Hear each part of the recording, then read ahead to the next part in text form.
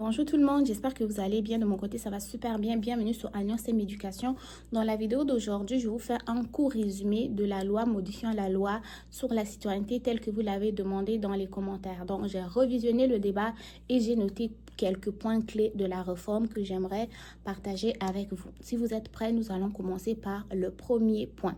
Le premier point, c'est que le Canada ou le gouvernement du Canada a déposé le projet de loi C3 qui est la loi modifiant la loi sur la citoyenneté 2025. Okay?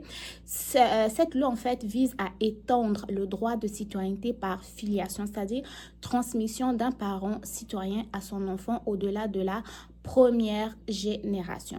Point clé numéro 2.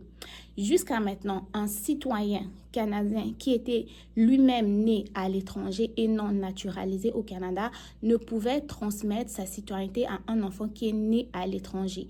Le projet de loi va venir modifier cela, donc ça sera désormais possible. Maintenant, pour que un parent qui est né à l'étranger et possiblement citoyen canadien puisse transmettre la citoyenneté à un enfant qui est né à l'étranger aussi, celui-ci devra démontrer un lien substantiel, c'est-à-dire démontrer qu'il était présent au Canada pendant une période d'environ 3 ans ou qui équivaut à 1095 jours, ok? Et cela en fait avant la naissance ou l'adoption d'un enfant.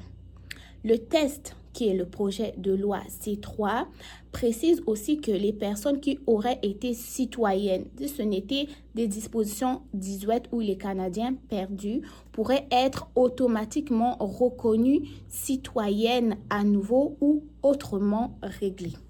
Quoi les implications ou pourquoi, en fait, qu'est-ce qui est important dans tout cela? Premièrement, sachez que le projet de loi C3 corrige un système qui était critiqué pour être discriminatoire ou trop restrictive. Par exemple, un parent canadien né à l'étranger ne pouvait généralement pas donner la citoyenneté à ses enfants qui sont nés à l'étranger.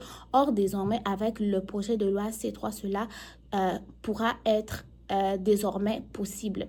Ensuite de ça, pour les familles canadiennes dispersées à l'étranger ou pour des citoyens qui vivent à l'étranger, cela ouvre la possibilité pour leurs enfants nés à l'étranger d'obtenir la citoyenneté canadienne même si ce parent est de deuxième génération.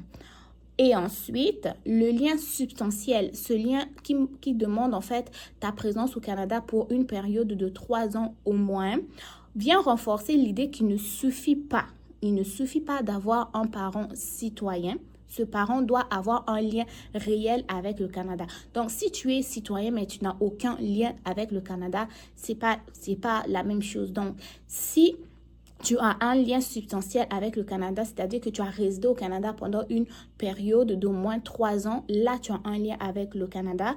Donc, dans ce cas-là, pour que l'enfant ait la citoyenneté, ben ça va aider les enfants à avoir leur citoyenneté même si leurs parents sont à l'étranger et que eux ils sont à l'étranger. Ok, donc il ne suffit pas seulement d'être citoyen pour transmettre ta citoyenneté à ton enfant. Il faut que tu aies un lien avec le Canada pour pouvoir leur transmettre ta citoyenneté. Maintenant, il y a quelques précisions. Il y a des choses qu'il faut d'abord vérifier. Premièrement, sachez que le projet de loi doit être adopté par les 2 chambres du Parlement et recevoir la sanction royale avant de devenir